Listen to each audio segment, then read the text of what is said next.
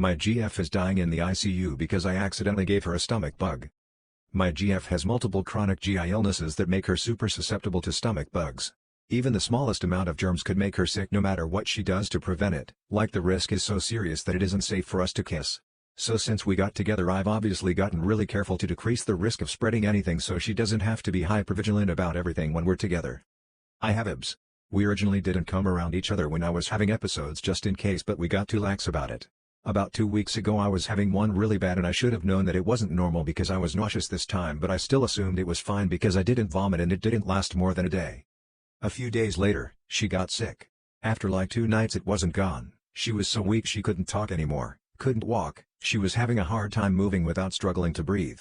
She got to the ER and her oxygen was low, and after she got admitted to the hospital she wasn't getting better but she was still stable for a little bit. But then 2 days after, her kidneys started failing and now she has hepatitis and sepsis. Then she got moved to the ICU. Yesterday she was struggling to breathe again and she couldn't open her hands anymore, and tonight she was finally intubated. She had a near-death experience before where she went unconscious from losing all the oxygen in her body and this reminded her of it. She didn't know if she'd ever wake up. She was so scared. I don't know how to tell her mom and her grandma. She's an angel on earth. I love her to death. I'm just pathetic. IFCK up everything good. She could be dead tomorrow and it was all because I had bad shits. IBS is incomparable to the hell she's had to live with her body. I won't leave her side.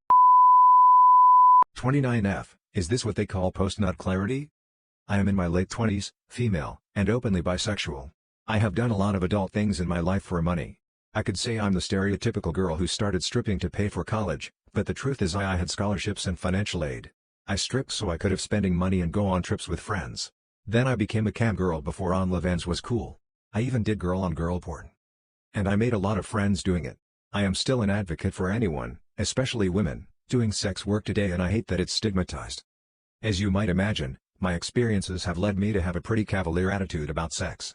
I've had friends with benefits. I've had one-night stands. I don't get hung up about it. Until now. Recently a co-worker admitted she has a crush on me. She is a part-time worker and college freshman. She just turned 18 over the summer. She has never been with a woman. She's made it very clear that she isn't looking for anything serious and would consider it experimentation. She's athletic, fit, and attractive. She wants someone with experience. I've entertained the thought. I am guilty of flirting back and maybe even encouraging her to flirt with me. This morning I allowed myself to fantasy extensively about her at the shower. And after my climax I felt like I'd been hit with a ton of bricks when the guilt washed over me. I understand that she's willing and capable of making her own choices, but I can't help but feel like the age difference is too significant and in some way I'd be taking advantage of someone hormonal and curious who may be making a choice she'll regret later. I am not one to say sex should be sacred or special, but I do feel like both people should be on even playing field.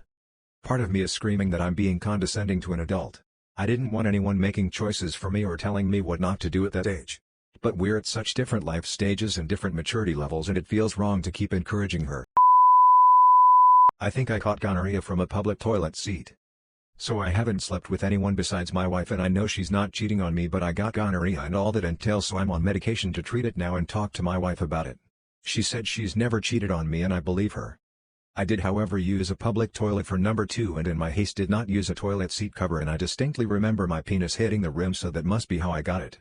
Just leaving this here as it's a 1 in a million situation and bringing awareness, because if it can happen to me it can happen to anybody. My girlfriend and I had drunken anal and one ass to mouth and something terrible happened. We got drunk last night and had sex and she gave me a blowjob after anal, only I noticed there was a small smear of shit on my penis and then whoosh, she sucked it clean but was maybe too drunk to notice. I didn't have the heart to tell her and honestly I was close and didn't want to ruin it and now I feel bad. I visited India several years ago and saw something horrible. I occasionally have recurring nightmares about it. So I was on a guided tour through the forests in the northern part of India near the Nepalese border. I still remember the date. It was June 17, 1998. I was 21 and spending the summer traveling and exploring the world like I had dreamt about. There was the tour guide, his assistant or friend/colleague, myself and 3 other tourists. A husband and wife and a woman about my age. I didn't know them, they just decided to go on the same tour. It was later in the afternoon and the sun was starting to set and we were heading back on the trail.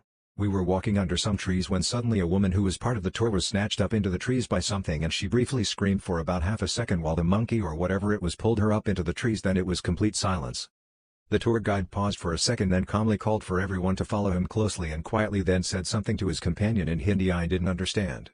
Myself and the other two tourists were terrified, so we kept completely quiet and did as he asked. We walked slowly and quietly for maybe a mile, then he told us to pick up the pace. We practically ran back to the trailhead, then got back in the van we arrived in. We all sat down and I said, "What about the girl?" There was an awkward silence. The tour guide quietly said, "We have to go."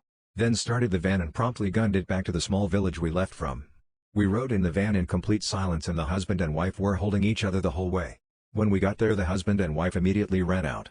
The moment I stepped out of the van with my backpack, the tour guide and his friend drive away. I stood there trying to figure out what just happened and what to do about it. I tried speaking to a police officer about it, but he looked at me like I was an idiot, and I remember he suggested I had heat stroke. I gave up and continued my journey, but I never forgot what I saw even after all these years. I'm haunted by visions of the woman being whisked away into the trees out of the corner of my eye. I can still hear her brief scream. I deeply regret not being able to do more. I've told multiple people this story and no one believes me, and about once or twice a year I have a recurring nightmare reliving it.